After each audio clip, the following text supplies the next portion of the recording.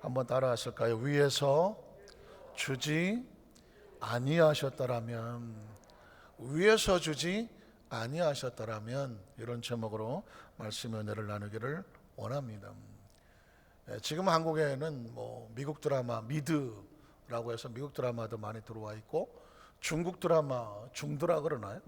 중드라고는 안 하는지 모르겠지만 중국 드라마도 많이 들어와 있고, 일본 드라마도 많이 들어와 있습니다. 이제는 전 세계가 하나가 되는, 그래서 문화나 영어나 음악 여러 가지 것들이 아주 거의 교류가 되고 있는 상황이죠. 최근에 제가 대만 쪽에 부흥회를 가느라 그때 갔었을 때 중국말도 좀 배우기도 하고, 중국의 문화나 역사 또 드라마 이쪽에 조금 좀 책을 또는 영상을 보면서 관심을 가졌는데, 신기한 것은 뭐냐면 참 중국 사람들은 항상 하늘을 의식하고 살았구나 라고 하는 것을 발견하게 됩니다. 여러분 관심 있으시면 보셨는지 모르겠지만, 중국 영화라든가 역사 영화를 보면 전쟁에 나갈 때 그냥 전쟁에 나가지 않습니다. 물론 군마를 준비하고 무기를 가지고 그냥 막 달려나갈 것 같지만 절대 그렇게 하지 않더라고요. 전쟁이 벌어지면 제일 먼저 출정을 하기 전에 높은 산 꼭대기 같은 곳에 단을 쌓습니다. 단을 쌓아서 제물을 올려놓고, 그리고 왕이 직접 아니면 왕이 없는 곳이면은 그 군대 장수가 맨 꼭대기에 올라가서 하늘을 향하여 무릎 꿇고 절을 합니다.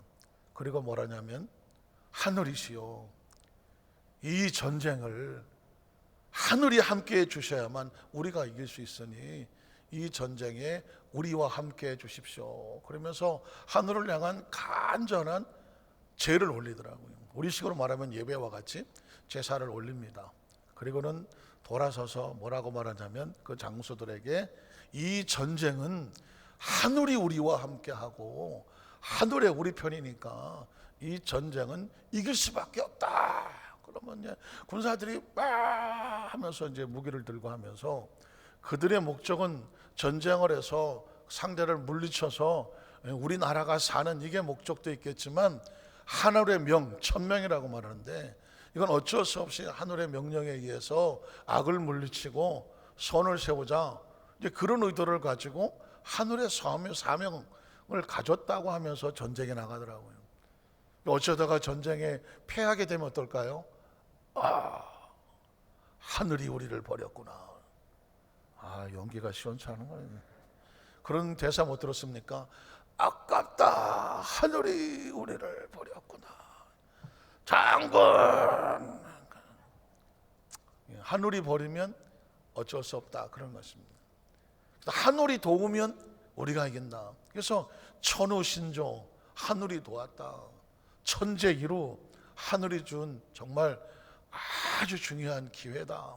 이런 식으로 늘 하늘에 대한 인식이 있었습니다. 물론 역사이기 때문에 종교와 상관이 없는 겁니다. 기독교적인 역사가 아니라 그냥 중국 나름대로의 역사 속에서 나오는 이야기인데, 무엇을 느끼냐면 본능적으로 아주 중요한 것에 대해서 그들은 항상 하늘을 인식하고 살았다는 것입니다.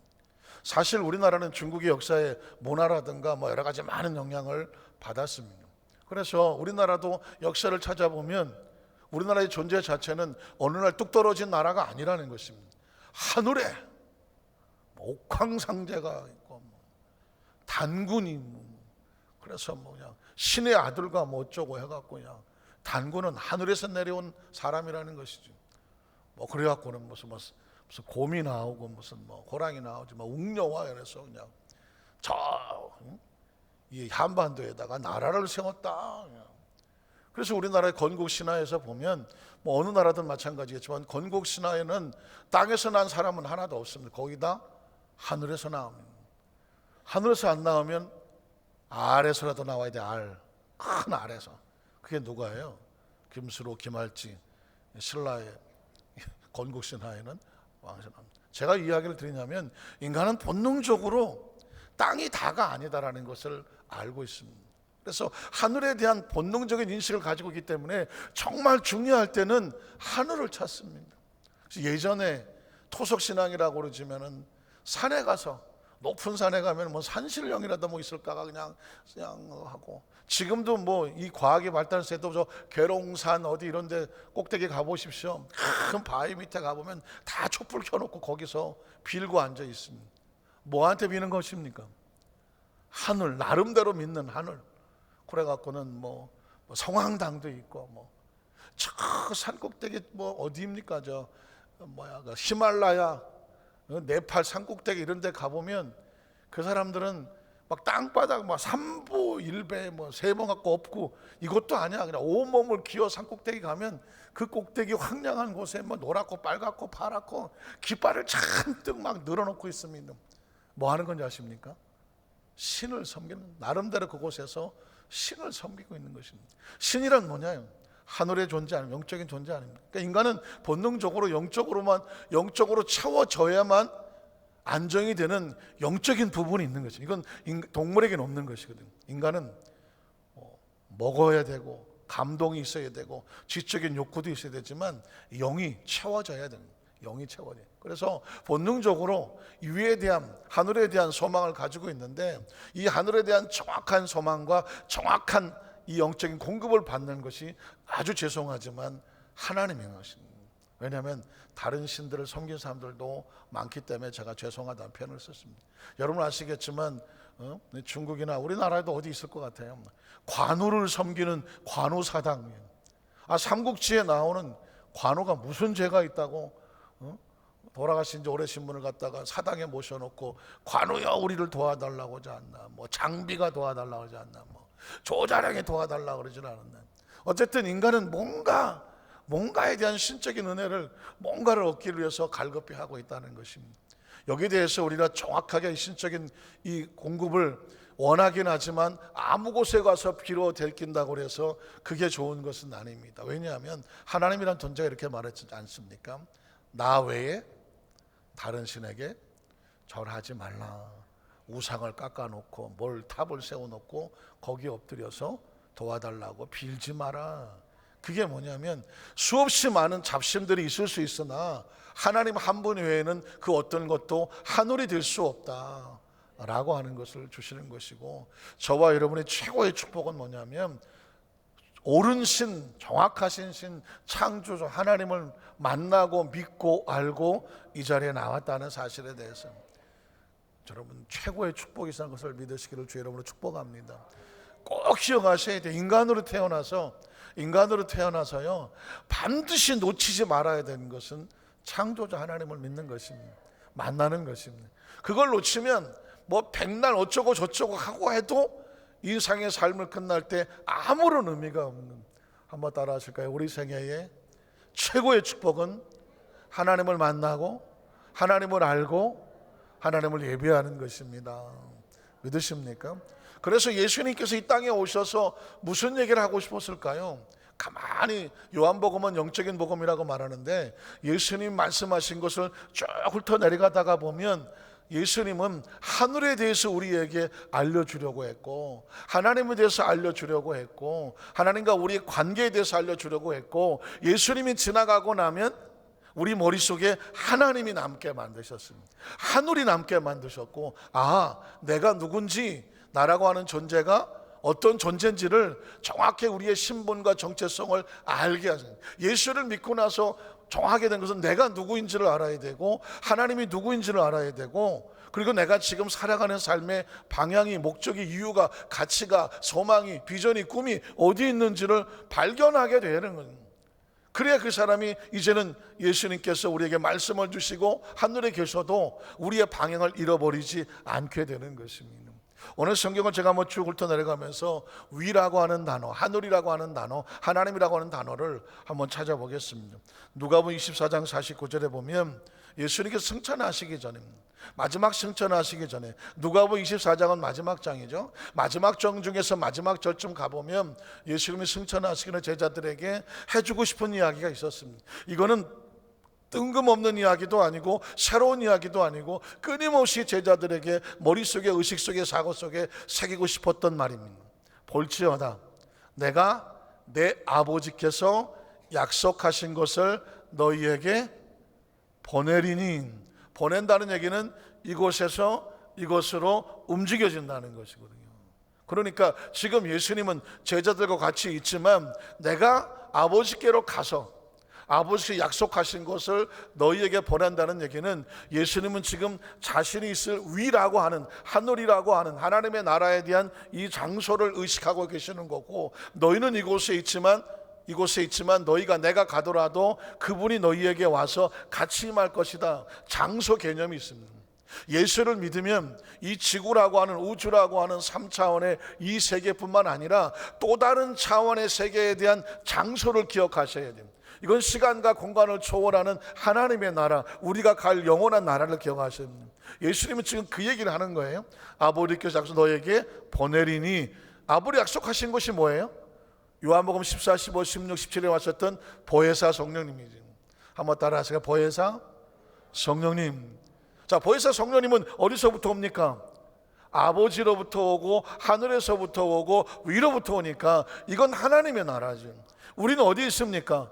3차원에 있고 시간과 공간의 제한을 받는 육신을 가지고 살아가니까 위에서부터 온다라는 인식을 가르쳐주든, 많은 크리스찬들이 예수를 믿으면 이 인식이 안 돼요. 이 땅에서 영원히 사는 그 여호와의 증인, 뭐 무슨 영생교, 소위 말하는 신천지도 안 죽고 이 땅에서 영원히, 어린 반푼어치도 없는 것입니다. 이 땅에서 영원히 살아봤자 시간과 공간의 제한을 받고 시간이 지나가서 육신은 낡을 수밖에 없고, 한 200살 사실라고? 한 200살 살아봐. 우리 얼굴이 어떻게 변하겠어? 어떻게 변하겠냐고. 지금같이 뺀질뺀질할 것 같아요? 아유, 저 아프리카 선교사 다녀온 우리 후배 하나가 이 안산 보성시장에 여의도에서 와서 같이 할 때 날 보더니 이렇게 말하더라고. 아니, 천하의 김유민 목사님도, 선배님도 흰머리가 나왔다. 그러니까 제가 이 여의도에서 그 교구장하고 뭐 담임 목사고 할 때는 매 그냥 뭐 월요일만 되면 축구하러 돌아다니까 얼굴이 새카맣고, 뭐 지금도 반만 맨날 이러고 돌아다니니 늙지를 않아. 늙을 틈이 없었어. 그러니까 지들이 볼 때는, 후배들이 볼 때는 세상에 저런 선배가 어딨냐 이거는. 그 친구들은 보니까 얼굴이 뭐 머리가 다 허옇게 하고 막 노인네가 다 됐어. 나하고 한 뭐 서너 살 차이가 나는데도 내가 10살 어려 보여. 그러니까 아이고, 저 김유민 목사 늙지도 않는다고 맨날 나이도 안 먹는다 그랬는데, 아이 만나보니까 나도 흰머리가 있는 거죠. 그러더니 나한테 그러더라고. 아이고, 선배님, 천하의 김유민 목사님도 흰머리가 있다고. 흰머리가 있는 정도가 아니야 내가 지금. 아유, 네 정말 이대로 여러분만 200년 살아봐요. 흰머리만 있겠어? 남은 머리 다 빠지겠지 그냥. 외형도 그렇고 몸도 그렇고 이 육체는 아무리 오래 살아봤자 오래 살아지지도 않을 뿐더러 오래 살아도 힘들어. 여러분 나이 한 60 넘고 65, 75 요 사이에 요즘 그 의학적으로 나오는 제일 중요한 게 뭔지 아십니까? 근육 운동하라는 것입니다. 근육 운동. 뼈는 아무것도 아니야. 참 그전에 그걸 몰랐어요. 뼈가 튼튼해야 된다고 생각하셨죠? 뼈는 아무것도 아니야. 왜? 뼈가 뭐가 있어요? 또박또박 잘라진 게 드문드문 있는 거잖아요. 뼈를 붙잡고 근육이 힘을 써야 돼. 그래야 뼈도 튼튼하고 당연히 근육이 힘을 써야 움직일 수 있고 걸을 수 있고 하는 거지. 예를 들어서 뭐 뼈는 멀쩡한데 근육이 다 빠지면 뼈가 지탱이 안 되는 거예요. 그래서 연세가 드시고 이제 나이를 먹어가고 할 때 아주 중요한 것은 걸어라.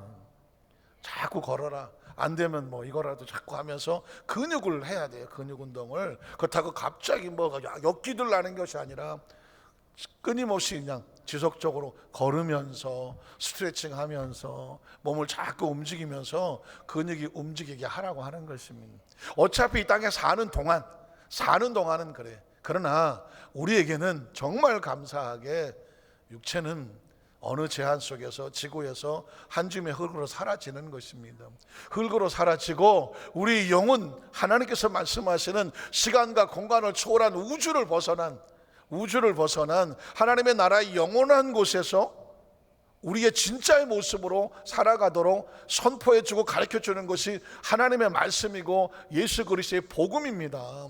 예수님께서 말씀하는 거예요. 위로부터 능력으로 입혀질 때까지 이 성에 머물라는, 물론 성령님에 대해서 말씀하지만 저는 오늘로부터 위냐 아래냐, 위냐 아래냐, 이걸 정확하게 인식을 하셔야 돼요. 크리스찬이 위아래도 구분이 안 되는 사람이 아까 말했잖아요. 이 땅에서 영원히, 말은 그럴듯해. 그러나 이 땅에서 영원히 살아봤자, 한 200살 살아봤자 다 힘들어. 서로 다 힘들어. 우리는 빨리 하나님 날수를, 사명을 다 감당하고 정해진 수를 다 누리고, 옷도 낡으면 벗어버리잖아요. 육체도 낡으면 벗어버리고 새로운 옷을 입고, 낡지 않고 떨어지지 않고 헤어지지 않는, 지금은 그게 흐릿해서 설마 그럴까 하지만 우리가 뱃속에 있었을 때, 또 어려운 얘기를 하는구나. 뱃속에 있을 때 세상이 이럴 줄은 꿈에도 나는 알았다. 10달 동안 어머니 뱃속에 있을 때는 이 바깥의 세상이 이럴 거라고 하는 것은 상상이 안 돼. 상상해 본 적도 없어. 설마 나가서 정말 이런 세계가 있을까? 누구도 알려준 적이 없어. 왜? 아무도 없어. 그 속에는 뭐 쌍둥이가 있어도 지도 몰라. 그러나 나와 보니까 어때요? 전혀 다른 세계가 있잖아.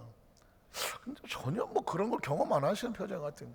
그래서 어머니 뱃속의 10달은 마치 인생의 삶의 100년과 같아서, 10달이 지나면 우리가 출산하는 것처럼 이 지구상에서 100년을 살면 이 우주는 하나님의 자궁과 같다고 제가 표현을 쓰잖아요. 우주에서 한 100년 살면 그 다음에 이제 나가야지. 나는 그냥 뱃속에서 한 20개월 힘들어. 100년 되면 옷 벗고 이제는 출산하는 건데 또 다른 세계로 가는 거죠. 그게 뭐냐? 하나님의 나라인데, 하나님의 나라는 알려주는 사람이 없어. 알 게 뭐야? 왜? 하나님의 나라를 알려주려면 하나님 나라에서 와야 되잖아요. 하나님 나라에서 와야 돼. 그래서 하나님 나라에서 온 분은 누구밖에 없는 거예요? 예수님밖에 없는 거예요. 왜 예수를 믿어야 되느냐? 우주 바깥의 일을 아는 분은, 위에서 난 분이 와야 되는데 위에서 나신 분은 하나님 아들 예수님밖에 없다는 것이죠. 왜 석가모니는 안 되고 공자나 맹자냐 무슨 뭐 마음에 드냐 안 되냐고. 그 사람들은 다 땅에서 났기 때문에 하나님 바깥 세상을 모르는 사람들이라는 건. 바깥 세상을 모르는 사람이 뭔 바깥 얘기를 하겠어. 그래서 예수를 믿는다는 것은 하늘로부터 위로부터 온 하나님의 아들이 하늘의 세계를 우리에게 가르쳐 주기 때문에 예수로 말미암아 하늘의 소식을 듣고, 예수로 말미암아 하늘을 알게 되고, 예수로 말미암아 우리가 우주의 고아가 아니라 우리 아버지 하나님이 계시고, 예수로 말미암아 우리가 영원히 우주를 떠도는 고아가 아니라 우리가 영원히 거할 집이 있고. 믿으십니까? 그게 바로 성경에서 우리에게 말하고 있는 것이고, 인간이 이 비밀과 이 우리의 존재를 알지 못하면 인생은 살아봐야 뭐하겠어. 살아봐야 뭐하겠어. 다 앞서거니 뒤서거니 100년 안짝에서 한 줌의 먼지로 다 사라지는 존재가 아니겠습니까? 그래서 성경은 계속 예수님 말씀을 가만히 들여다보면 우리에게, 너에게는 새로운 세계가 있어, 새로운 생명이 있어, 새로운 아버지가 있어, 새로운 비전이 있어, 새로운 차원이 있어. 이 세상이 다가 아니야. 어떤 게 절망 좌절하지 말고 그 길을 가라. 그 믿음으로 살아라. 그게 예수님의 복음입니다. 다시 한번 읽어볼게요. 그 다음 절에 보면, 요한복음 1장 11절에 보면, 요한복음 1장 10절에 자기 땅에 오매 그러지 않습니다. 잘 보세요. 오늘은 그냥 다른 거 다 제껴놓고 위아래 장소만 생각하세요. 이 땅에 왔어. 자기 땅에 왔어. 그럼 여기서 오려면 이 땅 바깥에서 와야죠. 아래로 내려왔다는 얘기는 위에서 내려왔다는 거죠. 또 다른 차원인, 예수님께서 이 하나님의 나라 속에서 자기 땅에 왔다는 것이에요. 성육신이라고 말하고 크리스마스요, 그리고 메시아의 탄생이지 않습니까?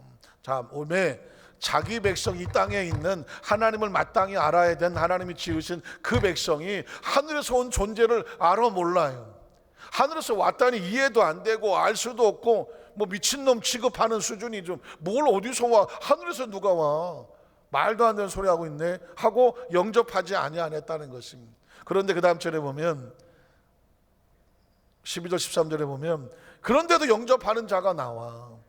영접하는 자가 하늘에서 온 하나님의 아들이라고 하는데 머리로 생각한 사람은 되지도 않아서 사람이 엄마 뱃속에서 나와야지 뭘 하늘에서 나와라고 이해가 안 돼서 영접하지 않는데 그 와중에서도 믿어지는 사람이 있어요.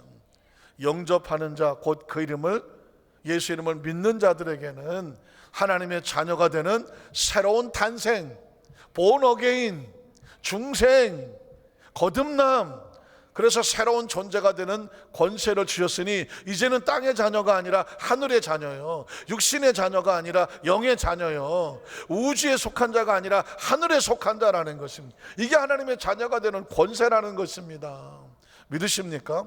그래서 권세를 주셨으니 이는 혈통이나 육정이나 이 세상의 모든 생명은 혈통이나 육정이나 아버지나 어머니를 통해서 이 세상에 태어나는 건데, 예수님의 하나님의 자녀는 아버지나 어머니를 통해서 사람의 뜻으로 나지 아니하고, 이거는 그냥 밑줄 쭉 쳐야 돼.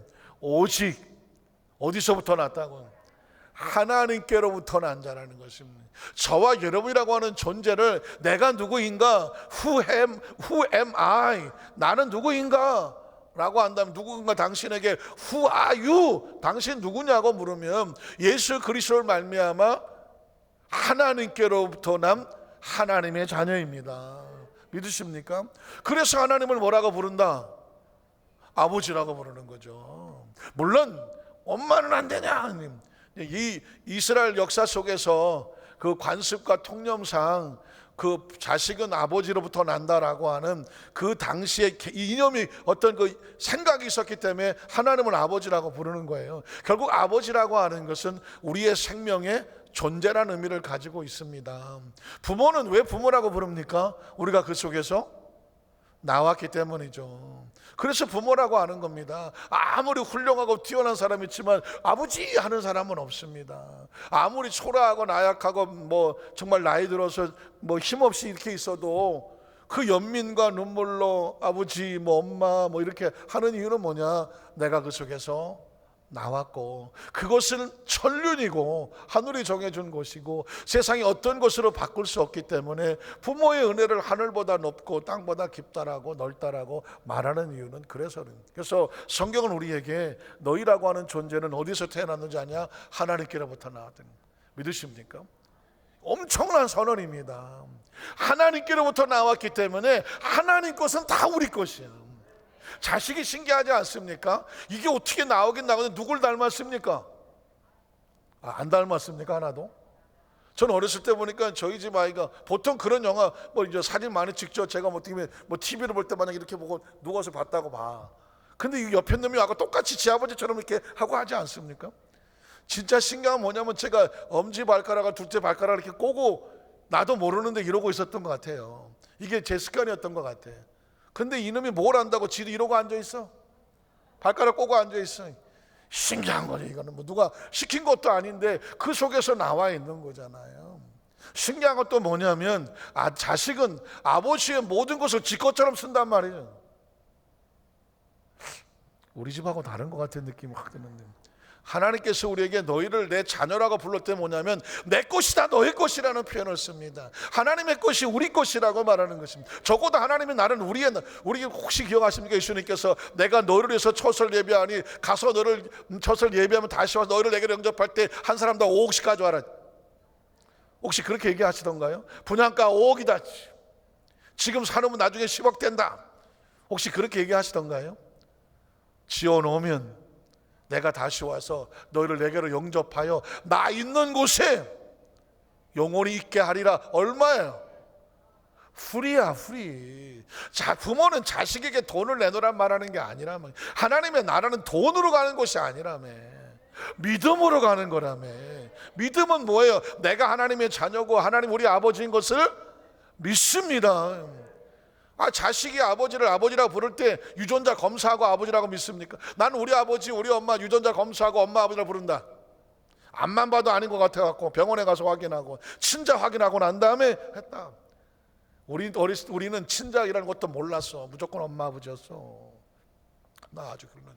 사실은 부모가 자식한테 뭐 계산합니까? 성경 속에서 하나님께서 우리에게 하는 것은 다 그걸 다 은혜라고 말하잖아요. 한량 없는 은혜, 갚을 길 없는 은혜. 은혜는 뭐냐면 값없이 주시는 선물이거든요. 성경은 우리에게 여러 가지 많은 것들을 얘기했지만 오늘 저는 위하고 아래, 하늘과 땅 그 관계성만 얘기하는 것입니다. 우리는 땅에 살아가지만 예수 그리스도 말미암아 이미 우리의 신분은 바뀌어서 어디서 난 자입니까? 하나님께로부터 난 자는 것입니다. 그래서 여러분 존재 자체의 정체성을 딱 폼을 딱 잡으세요. 어깨를 피시고 턱도 당겨. 턱을 일단 당겨야 돼. 턱을 안 당기면 이렇게 턱을 당기고 허리 피시고 걸을 때도 허리로 걸으셔야 돼. 그래야 사람이 좀 이것도 펴지고, 저도 오랫동안 목회를 하느라고 맨날 이러고 다녀갖고 사람이 이렇게 되려고 그래. 그래서 어느 목사는 왜냐면 이러고 다녀. 그래서 이러고 다니니까 저 상당히 교만해 보이. 왜 저러고 다니시나 했더니 너무 굽어갖고 의사가 이 턱을 당기고 다니시라고. 저도 턱을 당기고 다닐 테니까 목사님이 교만이 들어갔어 이렇게 하지 마시고, 허리 안 꺾으시려고 당기고 다니시는구나 그러면서 여러분이 은혜로 봐주셔야 돼. 혹시 만약에 제가 또 옛날처럼 이러고 다니면 어깨 피세요. 이거 좀 공감이 돼야 되나? 하나님께로부터 났다잖아요. 하나님께로부터. 우리 모두는 하나님께로부터 났어요. 그 다음 절을 보면 그래서 말씀이 육신이 되어, 말씀은 4차원이고 육신은 3차원이거든. 예수님이란 존재는 차원을 옮겨서 오신 분이거든. 예수님이 왜 차원을 옮겨서 오냐면 차원을 우리에게 가르쳐 주려니까. 하늘이 육신이 되어, 말씀이 육신이 되어 우리 가운데, 육체 가운데 거하시니 우리가 그 영광을 보니까 어떻다고요? 아버지의 독생자 영광, 하나님의 영광이, 하나님의 아들의 영광이 육신을 입고 우리 가운데 와 있지만 그 하나님의 영광이 들어있으며 그 속에 은혜와 진리가 충만하더라는 거예요.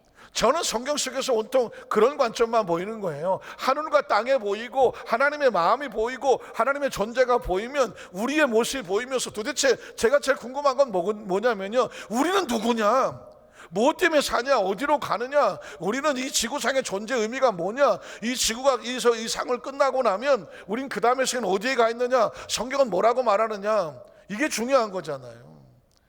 혹시 여러분 뉴스에 관심 있으시면 미국의 어떤 민간 무슨 버진인가 하는 어떤 항공회사가 로켓을 우주하는 수소 로켓인가 뭘 만들어 갖고 그걸 가지고 이제 우주 여행을 하는 거예요. 하나는 5억짜리가 나왔더만 5억짜리. 5억만 주면 그 비행선을 타고 우주를 여행한다는 거예요. 또 그보다 좀 싼 게 나와서 1억 5천짜리. 그건 뭐냐, 수소 비행기라고 하는 건데 단가를 최대한 낮추고 해갖고 1억 5천이면은 그걸 타고 지구 바깥으로 나가서 우주를 여행하고 돌아온대. 한번 가볼 만하다. 난 안 가고 싶어. 굳이 그걸 5억씩 주고 타고 나가서 돌아다닐 거 뭐 있어. 그냥 텔레비로 보면. 물론 그만큼 인간이라고 하는 존재는요, 그 인간의 과학이 지구 바깥의 우주 여행까지 꿈꾸게 되는데, 옛날에 비하면, 옛날 하면 달나라 토끼 있다고 얘기할 때 사회 보면 말도 안 되는 얘기를, 상상도 안 되는 얘기입니다. 실제로 이제 아마 100년, 200년, 300년 후에는 우주 바깥으로 돌아다니는 사람이 생길지도 모르겠죠. 그때 되면 세대가 다르긴. 그러나 중요한 건 그것도 과정에 불과하지, 크리스천은 지구 바깥의 정도가 아니야. 우리는 우주 바깥에 있는 사람이에요. 한번 따라서 우리는 스케일이 우주를 넘어 우주 바깥에서 노는 사람이네요. 크리스천은요, 우주 밖에서 노는 사람이에요. 지구 바깥에 5억 주고 한번 가볼까 하는 사람이 아니라 우주를 벗어난 사람이라니까는. 믿으십니까? 성경은 우리에게 우리의 스케줄을 확 벌리고 있어요. 네가 사는 것은 어디 무슨 4동 5동 8동에 사는 그걸로 끝나자고, 안산이 우리를 제한하지 못하고 대한민국이 이게 다가 아니라니까. 아시아가 다가 아니고 지구 정도는 그냥 동네야, 동네. 우주 정도 돼야 저 한번 해볼까. 그냥 우리는 우주 바깥에서 노는 사람이에요.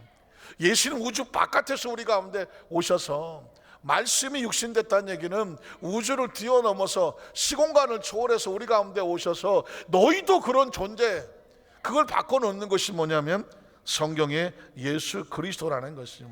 그래서 요한복음 3장 12절에 보면 내가 땅의 일을 말하여도 너희가 믿지 아니하거든 하물며 하늘의 일을 말하면 어떻게 믿겠느냐. 제가 처음 이 4차원에 대한 설교를 수십 년부터 설교를 해왔는데요, 처음에 반응은 뭐 어쨌더라, 어렵다고 무슨 말인지 잘 모르겠다고. 그래서 제가 왜 어려울까, 왜 무슨 말인지 모를까, 그런 얘기를 했더니 그동안 맨 땅에 대한 이야기만 들었거든. 그다가 하늘에 대한 이야기를 하고 우주 바깥의 이야기를 하고 사이즈가 우주 밖이라고 말하니까 이건 무슨 뭐 천문학 이야기를 하나, 도무지 머릿속에, 생각 속에, 의식 속에 들어오지는 않는 거잖아요. 예수님은 하늘에서 와서, 우주 바깥에서 와서 우리에게 하늘의 일을 얘기해 주는 건 하나님 아버지의 일, 하나님의 집, 하나님의 역사, 하나님의 자녀, 이런 하나님 차원의 이야기를 하거든요. 우리가 관심 있는 것은 하나님이잖아요. 예수님은 지금 오셔서 하나님에 대한 얘기를 하잖아요. 이제 한번 우리 여대수 안산교회 성도들은 촉하면 이제는 삼천리죠. 하늘 그건 벌써 하나님의 나라야. 위 그러면 하나님의 나라야. 하나님의 차원하면 우리 아버지 차원이야. 그것이 우리의 차원이거든. 이 땅의 100년은 순식간에 지나가는 거거든. 순식간에 지나가는 거거든요. 우리는 100년, 200년 이런 시간의 차원 때문에 연연해서 급급해 사는 그런 종류가 아니라니까. 우리의 차원은 알파와 오메가야. 한번 따라하실 거예요. 알파와 오메가. 예수님께서 나는 알파와 오메가는 전에도 있었고 지금도 있었고 장차 올 자다, 이런 얘기를 하면 뭔 말이야 이게. 뭐 알파는 뭐고 오메가는 무슨 뭐 히브리 말이야, 뭐 헬라 말이야, 이러고 앉아 있잖아요. 알파는 처음이고 오메가는 마지막이거든. 예수님께서 저와 여러분 의식 속에서 역시 이 시간의 처음과 시간의 마지막에 흘러가는 이 시간은 내 앞에 동시에 존재해. 그래서 예수님은 어제도 있었고 지금도 있으며 장차 올 자다 한눈에 보고 있으니까 우리는 그 알파 오메가 역사 속에, 그 시간의 어마한 시간 속에 아주 작은 틈새 속에 잠깐 왔다 가는 거예요. 그것이 100년이라고 할지라도. 제가 농담처럼 얘기하잖아요. 200년 300년 전에 있었던 사람 어디 갔어다. 링컨은 어디 갔고 이순신은 어디 갔으며 김유신은 어디 갔으며 다 어디 갔어다. 역사 속에서 그렇게 배웠던 사람들 다 어디 갔냐고. 어디 갔어요? 좀 찾아주세요. 100만 원 드릴게. 찾아줘. 어떤 인물도 이 시간과 공간의 흐름 속에서, 역사 속에서 영원한 존재는 없어요. 자기 작은 틈을 타고 살다가 존재하다가 사라지는 것입니다. 이 이야기를 하는 이유는 뭐냐면 저와 여러분이 그렇다는 것입니다. 우리가 그렇고 내가 그래요. 그러니까 우리는, 인간은 생존 본능이 있어서 영원히 살았으면 좋겠어. 아주 죽는 게 싫어. 아주 죽음이 무섭고 두려워. 그래서 다 죽음이 끝이라고 생각을 해요. 그런데 이걸 바꿔놓으려면 어떡해? 너는 과정을 겪었을 뿐이지 끝나는 게 아니라면, 죽음이 끝이 아니라면 죽음을 두려워하지 않죠. 믿으십니까? 죽음이 끝일까봐 두려워하는 것이지, 죽음이 끝이 아니하고 새로운 전환, 새로운 단계의 변화라고 한다면 우리는 죽음을 두려워하지 않아요. 우리 장로님만 아멘 하시는 거죠. 죽음은 끝이 아니다. 그러니까 예수님께서 죽어보잖아. 내가 한번 죽어볼게. 그리고 부활하잖아.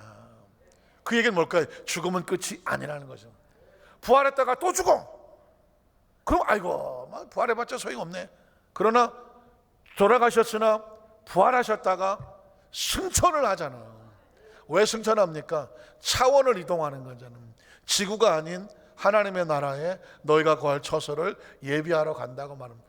우린 여기서 이 지구가 끝나도, 지구에서 삶이 끝나도 하나님의 나라가 있구나. 믿으십니까? 이걸 가지고 있는 사람은 우린 이중 국적자죠. 대한민국 시민권이 국민이면서 하늘의 시민인 거예요. 그러니까 대한민국 국적이 상실이 돼도 우리는 국제적 미아가 아니라니까, 무국적가가 아니라니까. 어디에 국적이 있습니까? 하나님의 나라에 있는 것이지. 우리의 본래 국적을 찾아가는 것입니다. 이 프라이드를 가지라고 하는 것이 예수님이 오셔서 우리에게 하시고 싶어하는 속에 속 터지는 이야기죠. 내가 너에게 땅의 이해를 말해도 사실은 뭐 어마어마한 우주의 이 얘기를 하면 우리가 다 알아듣겠습니까? 다 못 알아듣지. 그런데 하늘의 일을 말하면 어떻게 믿겠느냐. 그러면서 제가 수도 없이 강조하죠. 하늘에서 내려온 자, 곧 인자 외에는 하늘에 올라간 자가 없느니라는 이 말씀이, 제가 하는 이 4차원의 말씀에 대해서 아주 예수님께서 아예 증인이 되시고 아주 그냥 확증이 되어 주시고 뒷배가 되어 주시고 백그라운드가 되어 주시는 게 뭐냐면, 하늘의 일을 말하러 오신 예수 그리스도가 하늘에서 오신 유일하신 분이에요. 그래서 너희는 이 땅에 살면서 세상 사람들은 하늘의 일을 말해도 못 알아듣지만 하나님의 자녀는 하늘의 일을 말하면 하늘의 일에, 하늘의 말씀에 소망을 걷는다는 것입니다. 믿으십니까? 그러니까 여러분, 이 땅의 삶을 살면서 어떻게 해서든지 하늘의 소망을 두십시오. 하늘을 아십시오. 하늘을 깨우치십시오. 하늘을 배우십시오. 하늘을 가슴에 품으십시오. 왜냐하면 그래야 땅을 다스릴 수가 있습니다.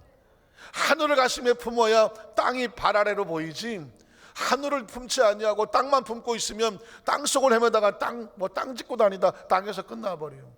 예수를 믿으면 차원이 달라져. 우리의 차원은 하늘이어야 돼요. 나이를 먹어가도 이제 내 허물을 벗고 새로운 날개를 펴고 하나님의 나라를 향하여 비상할 때가 다가왔구나. 그래서 제가 번데기 얘기만 하면은 참 신기하다. 애벌레로 날아다니는 애벌레들은 지가 기어다닐 땐 땅에서 기어다니잖아요. 애벌레 얼마나 참 신세 처량한 존재입니까? 그런데도 악착같이 몸집을 키워서 먹어댑니다. 잎사과를 먹어대요. 그래갖고 번데기 많아진다니, 핫도그 많아진다. 이따만은 벌레가 돼. 그래갖고는 지 몸을 감싸갖고는 실을 뽑아갖고 번데기 속으로, 고치 속으로 들어가는 것입니다. 애벌레 존재로 보면 엊그제까지 이러고 다니던 놈이 갑자기 고치 속으로 들어가갖고는 무덤처럼 갇혀 있어. 다 죽었다고 말하지. 그런데 얼마 지나고 나면 그 고치가 갈라지는 것입니다. 고치가 조금씩 갈라지면서 그 속에서, 아니 씨는 뭐 애벌레가 송충이 같은 게 들어간 게 아니라 전혀 다른 날개를 가진 존재가 화려하게 나오고, 그리고 비상을 하면, 이제까지는 땅을 기던 존재가 이제는 하늘을 날아다니는 존재가, 그게 그 자연의 섭리 속에서 하나님께서 우리에게 보여주시는 차원의 이동을 말합니다. 땅바닥을 기는 애벌레는 완전히 공중 나는 건 상상이 안 되는 것입니다. 근데 이렇게 기던 존재가 하늘을 날른다? 차원이 달라요. 저와 여러분이 지구에 살 때는 땅을 기는 존재처럼 보일지 몰라. 우리가 볼 때는 아유 저 송충이 아유 연약하고 모자라 보이고 부족해 보여요. 그러나 우리에게는 이 고치를 뚫고 나와서 하늘을 나는 새로운 차원의 신분이 보장이 되는 거죠. 그게 하나님의 자녀라는 거예요. 이게 벌써 그렇게 되면 의식이 달라지고 사고가 달라지고요, 비전 알고 꿈이다. 서로 대할 때 뭐로 받으면 하나님의 꿈이 있는 존재, 하나님의 비전이 있는 존재, 하늘의 소망이 있는 존재. 지금 당장은 뭐 송충이처럼 보이고 무슨 애벌레처럼 보일지 모르지만 그 꿈과 비전을 가지고 새롭게 맡겨질 존재예요. 그게 바로 성경책에서 우리에게 말하고 있는 위라고 하는 단어입니다. 위를 알면 우리의 미래가 그냥 눈에 쫙 보여지게 되는 것이죠. 요한복음 3장 32절 33절, 위로부터 오신 이는 만물 위에 계시고, 위는 하늘이잖아요. 만물은 3차원입니다. 4차원은 3차원을 다스리시는 거예요. 이해가 가십니까? 위로부터 오시는 예수 그리스도는, 만물은 이 세상 3차원이죠. 우주를 말하는 거예요. 그 위에 계시죠. 4차원은 3차원을 다스린다는 것이죠. 땅에서 난 이는 3차원이는 땅에 속하여 있기 때문에 땅에 속한 것을 말할 수밖에 없어요. 제가 왜 맨날 하늘 얘기를 할까요? 제 속에 뭐가 있나요? 하늘이 있기 때문입니다. 하늘이 없는 사람 얘기는 듣기도 싫어. 나는 아주 좀 교만한 소리지만은요, 책을 읽다가 하늘의 이야기가 없고 땅의 얘기가만 하면 책을 덮어버립니다. 왜? 하늘을 보지 아니하고 하늘을 마치 아는 것처럼 써놓은 이야기는 듣고 싶지도 않아. 진짜 하늘을 본 하늘의 이야기를 듣고 싶어. 왜? 우리는 하늘의 사람이기 때문에 그렇습니다. 여러분 마찬가지입니다. 어떤 조심스럽지만 어떤 신앙서적이든 어떤 것이든지 들어보고 하늘을 말하거든 하늘의 소리에 귀를 기울이십시오. 맨날 땅 이야기만 하고 땅 물론 땅에 관심 있으면 땅은 좀 살지 모르겠지만 어쨌든 땅 얘기를 하거든. 땅은 우리의 마음에 감동도 주고 지혜와 지식과 정보를 줄 수는 있어. 그러나 영을 살리지는 못해. 영은 안타깝지만 땅의 지식으로 사는 게 아니에요. 영은 하나님 아버지 입에서 나오는 말씀으로 사는 건데, 말씀은 하늘인 거예요. 말씀은 위에서부터 오는 것이지 사람의 머리로 무슨 정보로 지식, 저는 성경은 정보나 지식이 아니라니까. 하늘에서 내려오는 하늘의 말씀이면 하늘의 말씀은 그냥 그게 생명이 되는 거예요. 그게 생기가 되는 것이고요, 그게 능력이 되고 치유가 되고요. 하늘이 내려오면 땅이 밀려나가, 빛이 내려오면 어둠이 밀려나간다니까. 그래서 하늘의 소리에 여러분이 귀를 기울이면 듣다 보면 영이 살잖아. 막 영이 펄쩍펄쩍 뛰고 영이 힘이 나잖아요. 영이 힘이 나면 어떻게 되느냐? 감정을 다스리게 되지. 영이 감정을 다스리고 마음을 다스리게 되고, 그리고 영이 어떻게 육체를 다스리게 되지. 성령이 충만하면 미움시기, 질투, 원망이 떨어져 나가죠. 성령이 충만해서 마음이 영적으로 무장이 되면 힘들고 어렵고 낙심돼도 절대 뒤로 물러서지는 않지. 그러나 영이 힘을 잃어버리면 기분 나쁘면 기분 나쁜 대로, 마음 상하는 대로, 성질 나면 성질 나는 대로, 화가 나면 화가 나는 대로, 감정에 막 휘둘려 다니죠. 세상에 처참한 것은 감정에 휘둘리는 것입니다. 감정은 시도 없이 변하잖아요.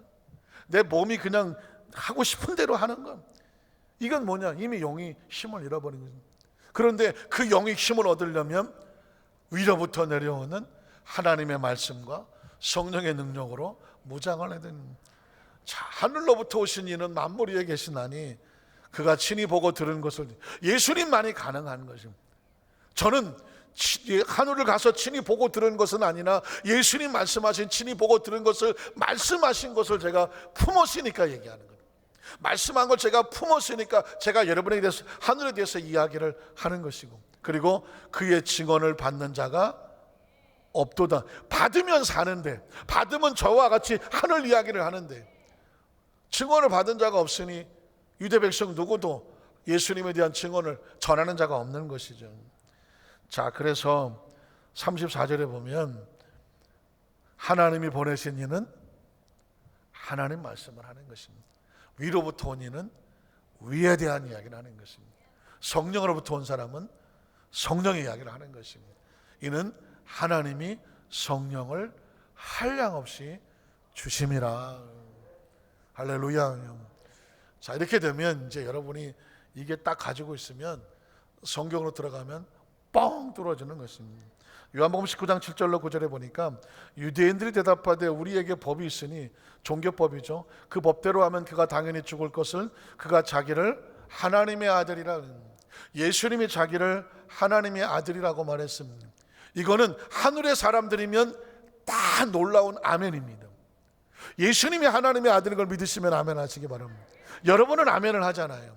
그러나 하늘을 모르는 사람은, 하나님을 모르는 사람은 예수님이 하나님의 아들이라고 하면 예수님을 무슨 신성 모독자로 생각합니다. 예수님만 하나님의 아들입니까? 저와 여러분도 하나님의 자녀입니다.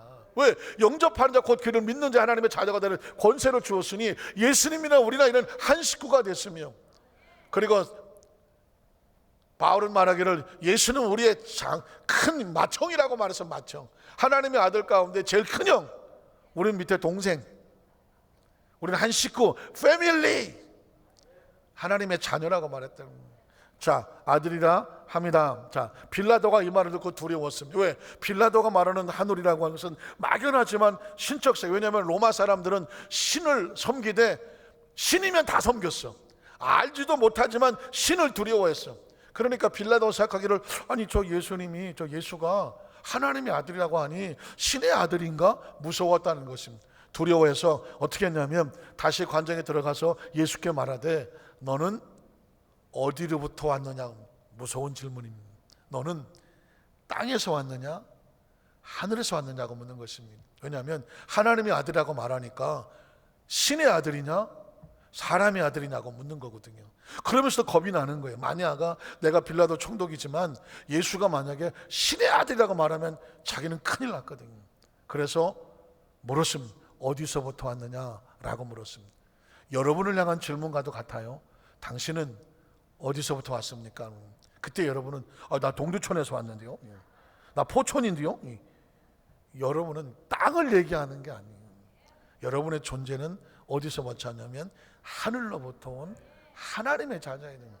예수님에게 물었습니다. 어디서부터 왔느냐? 그러니까 예수님께 대답하지 않아. 왜? 뭘 하늘과 땅을 알아듣는 놈이 물어봐야 설명을 할 거지. 저도 여러분에게 지금 이렇게 열심히 우리 성도들이 목사 언제 끝나나 이런 눈치를 가지고 있어도 제가 열심히 하는 이유가 뭘까요? 여러분들은 하늘에 대해서 아시는 분이잖아. 제가 어디 갔는데 하늘을 모르는 사람들 앞에서 제가 이런 얘기를 하고 있습니까? 물어보면 힘들어. 알아듣지도 못할 걸 뭘 물어봐. 진짜 알고 싶으면 나한테 물어봐. 진짜 알고 싶지 않으면 묻지도 말아요. 예수님은 지금 대답해 주질 않았습니다. 그 다음 절을 보면 그래서 빌라도가 이르되 내게 말하지 아니하냐? 좋다. 내가 누군지 내가 너를 놓을 권한도 있고 십자가 못 박을 권한도 있는 줄 알지 못한 자기에게 있는 줄 알았습니다. 그때 예수님께서 이런 얘기를 하는 것입니다. 예수께서 대답하시되 위에서 주지 아니하셨다라면 위는 누굴까요? 하나님입니다. 하나님께서 예수를 십자가에 못 박아 장사된 바 되었다가 죽음이 끝이 아니는 부활을 하게 하시는 구속의 섭리 가운데 빌라도는 한 역할을 담당할 뿐이에요.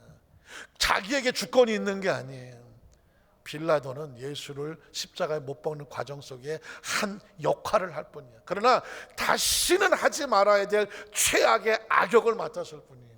여러분, 저와 여러분 인생의 삶을 살아가면서 각자 역할을 맡아 살아가. 할 수만 있으면 차라리 안 태어나는 게 나아. 악역은 맡지 마세요. 악역을 안 맡은 게 감사한 거예요. 가룟 유다 가장 최고의 제자의 직분에 왔지만 예수를 십자가에 못 박으러 뒤에서 모함하고 갖다 팔았어. 예수께서 차라리 태어나지 말지.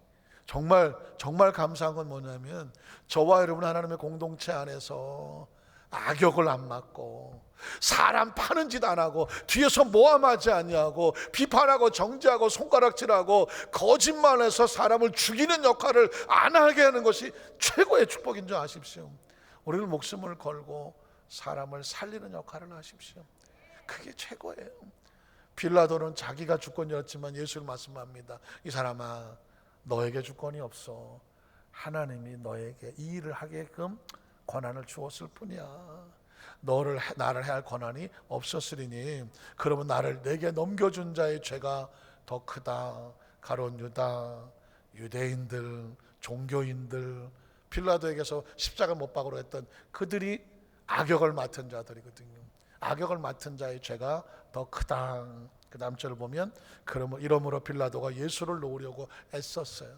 그러나 유대인들이 소리 질러 이르되 이 사람을 놓으면 가이사의 충신이 아니니이다. 무릇 자기를 왕이라고 하는 자는 가이사를 반역하는 것입니다. 가이사는 여기서 빌라도는 흔들렸어요.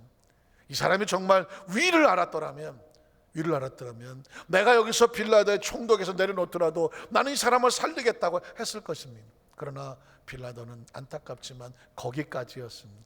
그 다음 절 보면 빌라도가 이 말을 듣고 예수를 끌고 나가서 돌을 깐들 히브리 말로 가바다에 있는 재판석에 앉아 있더라. 이 이야기는 뭐냐면 이제 빌라도는 손을 떼고 예수를 넘겨주려고 하는 것입니다. 말씀을 정리하기를 원합니다. 사실은 엄청난 선언이죠. 엄청난. 위에서라는 단어를 기억하십시오. 저와 여러분을 존재하는 것은 위라고 하는 단어입니다.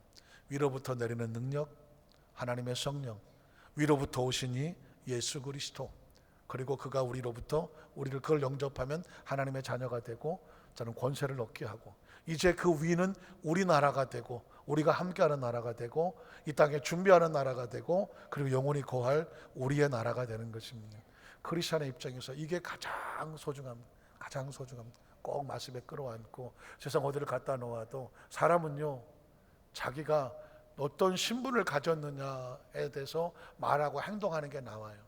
조심스럽지만 남자들끼리 이야기지만 아무리 대기업에 뭐 총수를 하고 뭐 교수를 하고 뭘 하다가도 예비군복만 입으면 뭐 예비군 해본 지도 오래됐지만 예비군 복을 입고 군화를 신고 군복을 입고 모자를 쓰고 그리고 훈련소에 가면 뭐가 될까요?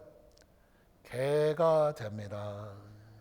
군복을 입었으니까 그냥 땅바닥에 두어놓고 모자 눌러 쓰고 눌러 앉아서 뭐 그냥 뭐 같이 떠들면 같이 떠들면 희한하게 군복만 입으면 사람이 다시 옛날 군대 시절로 돌아가. 멀쩡하던 사람들도 군복만 벗으면 딴 사람이야. 저도 그러더라고요. 군복을 입으니까 그냥 아무데나 누워서 자. 왜? 다들 그래. 군복 입으시니까 나는 막 안 돼, 안 돼. 군복이 나를 그렇게 만들더라고. 옛날 이야기입니다. 군복이란 뭐냐? 내가 입고 있는 옷이거든요. 자기 정체성이에요. 여러분은 어마어마한 존재입니다. 세상에 감당할 수 없는 존재입니다. 거울에 보는 모습이 여러분 모습이 아니에요. 여러분이 무슨 학력이 여러분의 존재가 아니에요. 집안이 여러분의 존재가 아니에요. 여러분의 소속은 지구가 감당이 안 된다니까. 우주 정도는 게임이 아니라니까요. 우주 바깥에 들고 나는 그런 차원의 존재고 너희는 하나님께로 못한 하나님의 자녀고 세상에 감당하지 못하고 이 삶은 그냥 잠시 지나가는 나그네와 같은 것입니다. 잠시 예비군복 입고 훈련 받는 과정에 끝나는 것입니다. 그게 영원한 우리 옷이 아니에요. 이건 벗어 던길 거예요. 그러나 이제 우리 속에 있는 것은 하나님의 자녀에 대한 인식을 가지고 내가 하나님의 자녀다라고 정확히 가지면 행동 고지 말 한마디 행동 모든 비전 꿈이 달라지는 것이죠. 하늘의 꿈을 꾸고 하늘의 소망을 들고 하늘의 사명을 가지고 세상이 우리를 아무리 유혹 힘들게 하더라도 아주 도도하게 꼿꼿하게 하나님의 딸답게 하나님의 아들답게 하나님께서 원하시는 길을 가는 우리 성도 되시기를 주님의 이름으로 축복합니다. 기도하겠습니다.